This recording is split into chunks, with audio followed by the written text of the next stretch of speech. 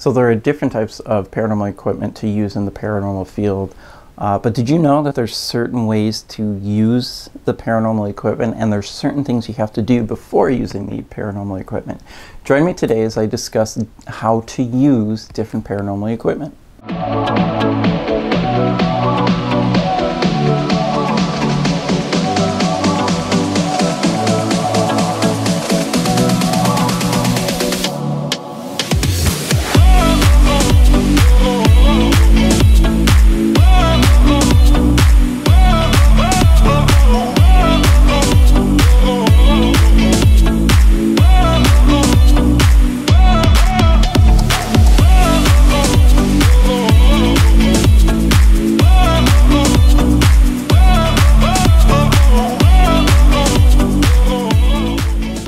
Hi everybody, Nick Sarlo here from Shadow Hunters Paranormal Investigation and Events.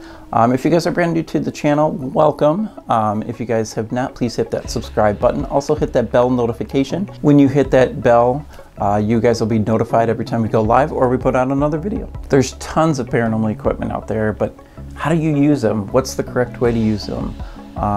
Do you have to do this? Do you have to do that? Well, I'm going to share some of the ways that we prepare before going on an investigation to make sure that our paranormal equipment gets the best results possible. So, like I said, there's a lot of paranormal equipment out there.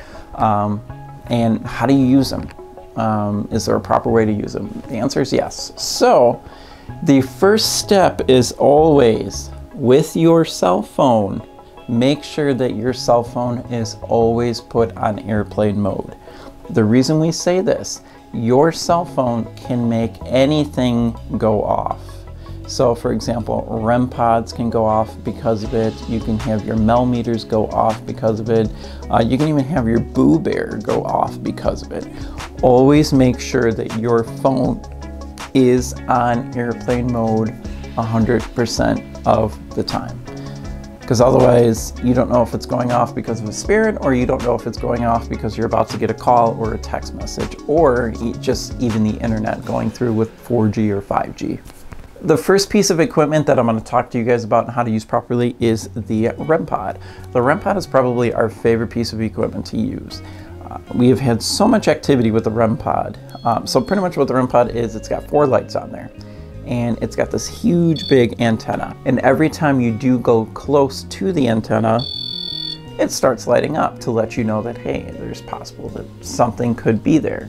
Now remember, like I said earlier, that's just me, remember like I said earlier how your cell phone can set it off? Well, so can your walkie-talkies. Always make sure, like if you do have a walkie-talkie, make sure you're not by any paranormal equipment, because this is what happens when I press the button. It goes off. That's because of all the radio frequencies going off from the radio and transfers all over the place, and it makes the antenna go off. So anytime you guys are going to use the REM pod, make sure that you are way far away with your walkie-talkies if you need to have a walkie-talkie on, and make sure that your cell phone is on airplane mode all the time. So my next thing I'm going to actually bring up is the cell phone. So a lot of people like to use apps on their phone for ghost hunting. There's only a few apps that I trust in the paranormal field, and here's the thing with apps you got to be careful with on your phone. If you really want to make sure that they're true apps and they actually do work, keep your phone on airplane mode. Here's the thing, if your phone is on airplane mode and then if your phone is on airplane mode, that way you know there's no communication from the internet going through to that app. So it is possible that you could really be communicating with the spirit. Because here's the thing, guys, with anything that's electronic, that has energy, including us, spirits, as you know, can drain the energy. I can't tell you how many times we have used so many batteries on paranormal investigations. Guys, it could be the same with your cell phone. So just make sure that your phone is on airplane mode all the time on any paranormal investigation, especially if you're going to use apps on your phone. So the second device that I want to talk about is the motion detector. Now, a lot of people will use the motion detector. A lot of people don't use the motion detector. We love using the motion detector. Now, with the motion detector, so like this one I had got on Amazon, it was like $15. You can find them really cheap anywhere. You can even go to Walmart or Walgreens. And a lot of these are very, very cool to use because a lot of times it will track different motion that's either coming from behind you or in front of you. With this one that we had gotten on Amazon, you cannot make it go off by yourself. It does come with a remote. So here's the remote. So all the remote does is turns it on or turns it off. It does not make it go off by itself just by hitting it. It's not doing anything now because I don't have batteries in there. But with this, it's really cool. You turn it on, you turn it off. So when something does pass it, it does give out a very loud screech. So with that screech, all the remote does is turns it off. And I cannot stress this enough. You cannot make this go off with the remote compared to what people may think or say because they think they're experts. But hey, who am I? You guys can get the motion detector on Amazon. You guys can get it at Walgreens, Walmart, any place that pretty much sells electronics. But they're really, really good to use for paranormal investigations. And so pretty much with our group, Shadow Hunters, we don't use a lot of paranormal equipment. We just use more of your basic stuff. So we have video cameras, the Mel-Meter, the REM pod. Speaking of Mel, here is the Mel-Meter.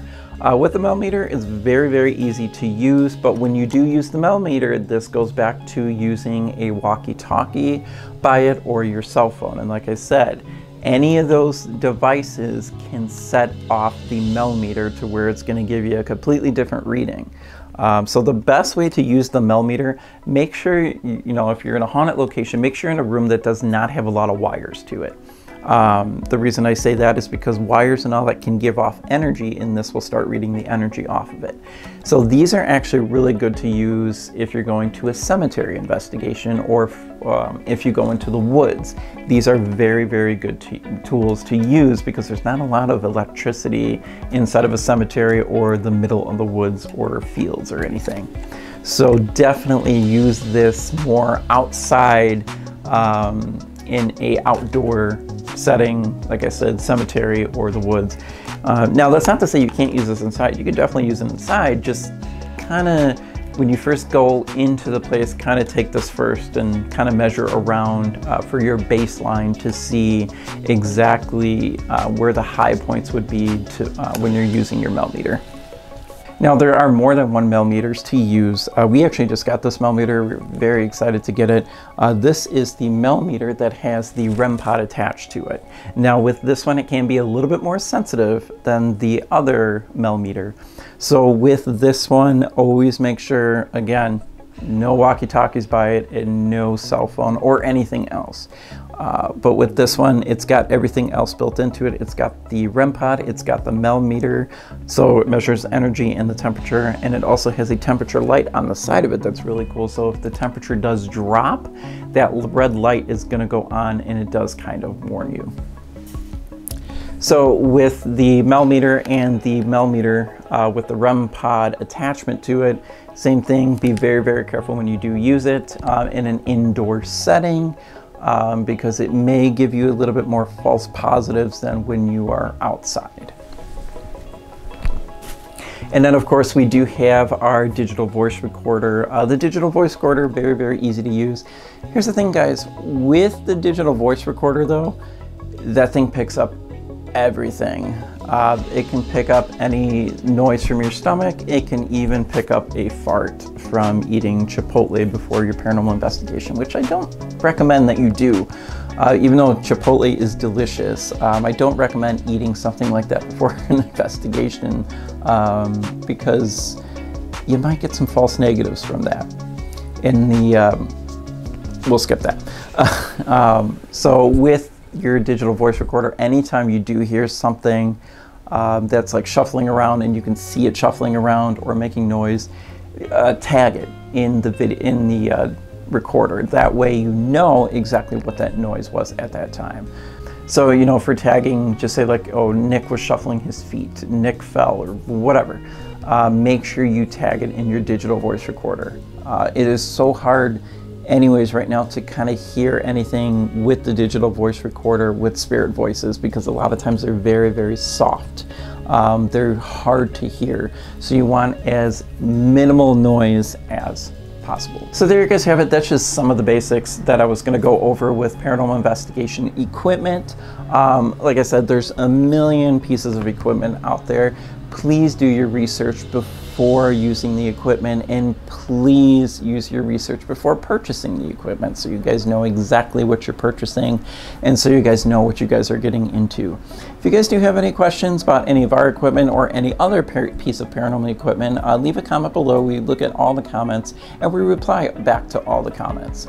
So thank you guys so much for watching this video. I'm Nick Sarlo with Shadowhunters Paranormal Investigation and Events, and I will catch you guys next time.